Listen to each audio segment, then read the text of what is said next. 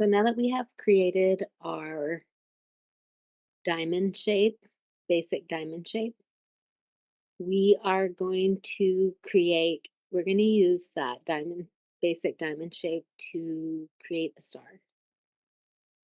So grab your star tool and then start in the middle and go straight up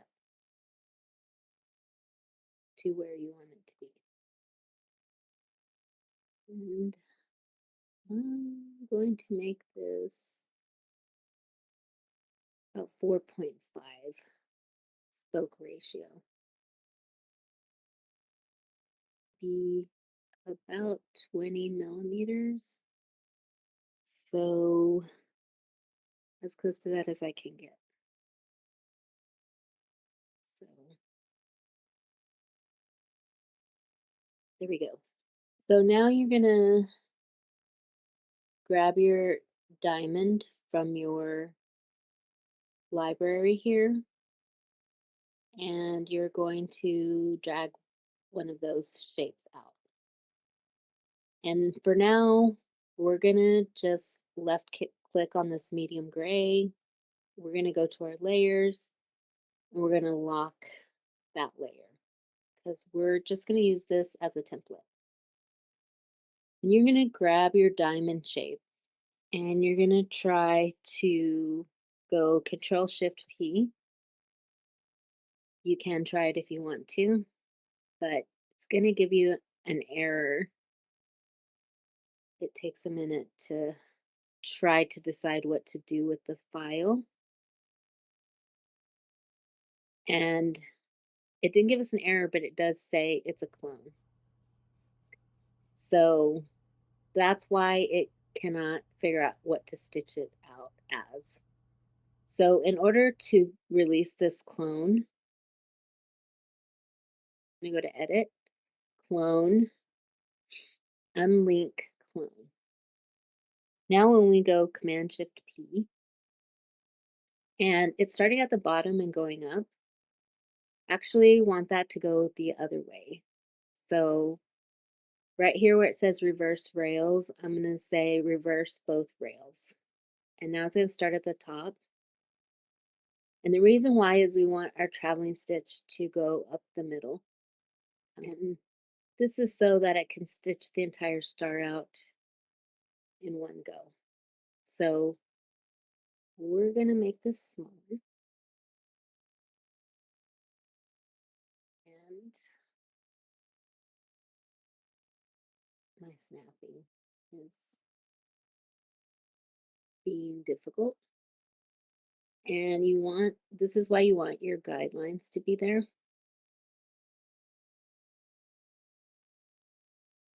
And you're gonna come into A and use your node tool to snap your diamond into shape like that. And you can also, snap. I'm not gonna mess with those. I'm gonna leave those for now. So then you're gonna click on your selection tool again, or press V, or select off and then back on it again with the selection tool. And then you're going to click again, and that's going to give you your rotation tools. And that's also going to make this appear, which is your origin rotation. So this is where the shape is rotating. This is the center of where it's rotating. It's rotating perfectly around that origin mark. So we're going to pull this down to the center of our star. And then we're going to Command D, and we're going to move our shape over like this. Then you can press A. You can adjust your shape so that it fits perfectly on there. And then you're going to click on it again to rotate it. And you're going to go Command D and move it and adjust it. Press A. And if you have your star set to the correct spoke ratio, you won't have to adjust these points because it'll automatically be the right shape. But I wanted you to know that it doesn't matter if you have a perfectly symmetrical star, you can still do this. So I'm going to Command D, rotate,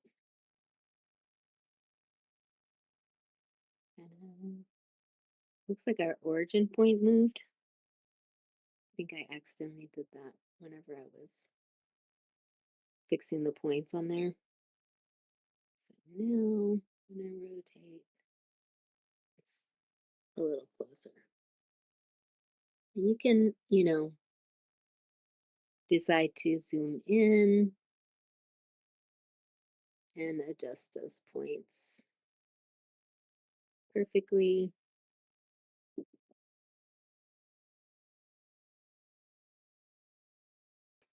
So then you can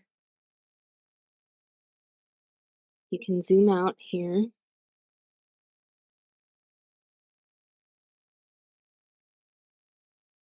Use your move tool. Command D, click on it twice. Just gonna finish adjusting this. And then we're going to hide our gray star so Params doesn't try to stitch it out. Even though it's locked, it'll try to stitch it out. And Shift P.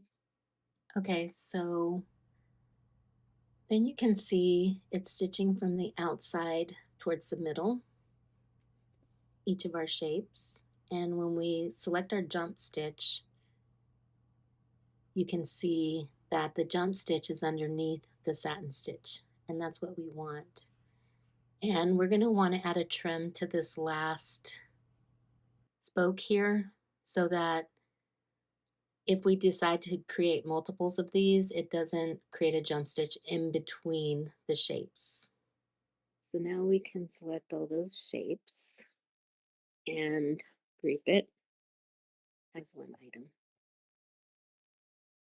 And we're going to want to go to our object properties and name it.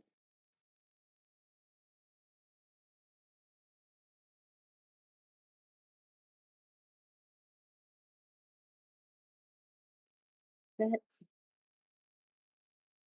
and then add that to your library. And now you have that star shape that we use the diamond to create.